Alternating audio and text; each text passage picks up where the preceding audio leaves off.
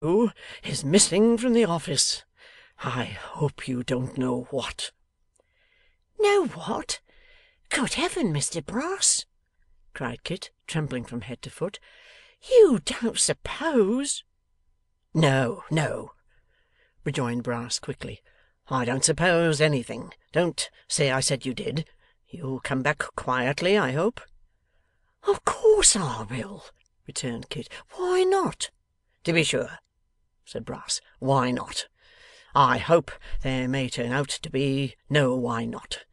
If you knew the trouble I've been in this morning through taking your part, Christopher, you'd be sorry for it.' 'And I'm sure you'll be sorry for having suspected me, sir,' replied Kit. 'Come, let us make haste back.' 'Certainly,' cried Brass.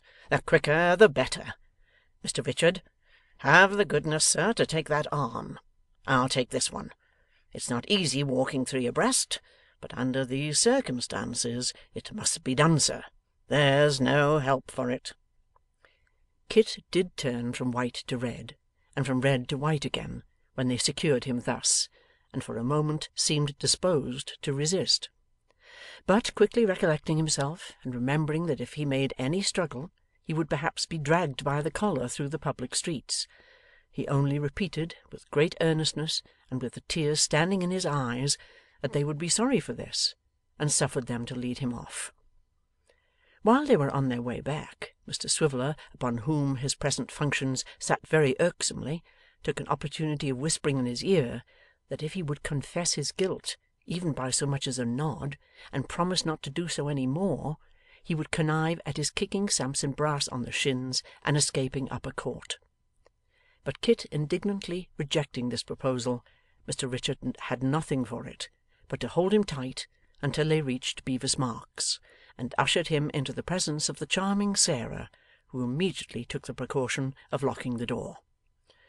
'Now, you know,' said Brass, 'if this is a case of innocence, it is a case of that description, Christopher, where the fullest disclosure is the best satisfaction for everybody. Therefore, if you'll consent to an examination.' He demonstrated what kind of examination he meant by turning back the cuffs of his coat. 'It will be a comfortable and pleasant thing for all parties.' 'Search me,' said Kit, proudly holding up his arms. 'But mind, sir, I know you'll be sorry for this, to the last day of your life.'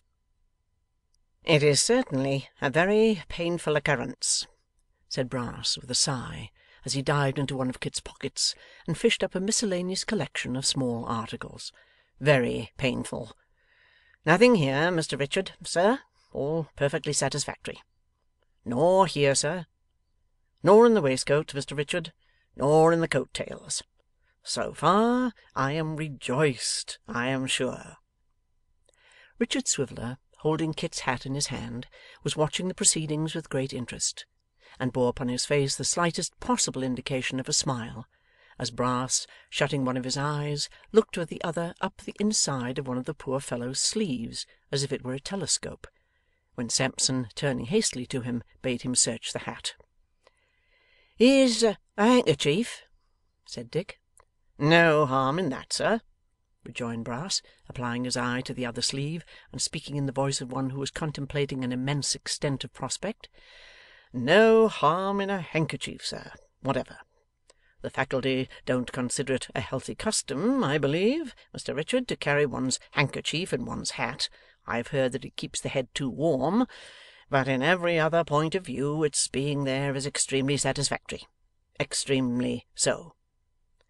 An exclamation, at once from Richard Swiveller, Miss Sally, and Kit himself, cut the lawyer short. He turned his head, and saw Dick standing with the bank note in his hand.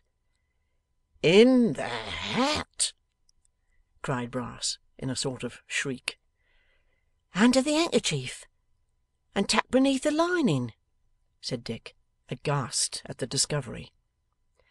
Mr Brass looked at him, at his sister, at the walls, at the ceiling, at the floor, everywhere but at Kit, who stood quite stupefied and motionless. 'And this,' cried Sampson, clasping his hands, is the world that turns upon its own axis, and has lunar influences, and revolutions round heavenly bodies, and various games of that sort. This is human nature, is it? Oh, nature, nature! This is the miscreant that I was going to benefit with all my little arts, and that even now I feel so much for as to wish to let him go. But,' added Mr Brass with greater fortitude, 'I am myself a lawyer, and bound to set an example in carrying the laws of my happy country into effect. Sally, my dear, forgive me, and catch hold of him on the other side. Mr Richard, sir, have the goodness to run and fetch a constable. The weakness is past and over, sir, and moral strength returns. A constable, sir, if you please.' End of chapter 59.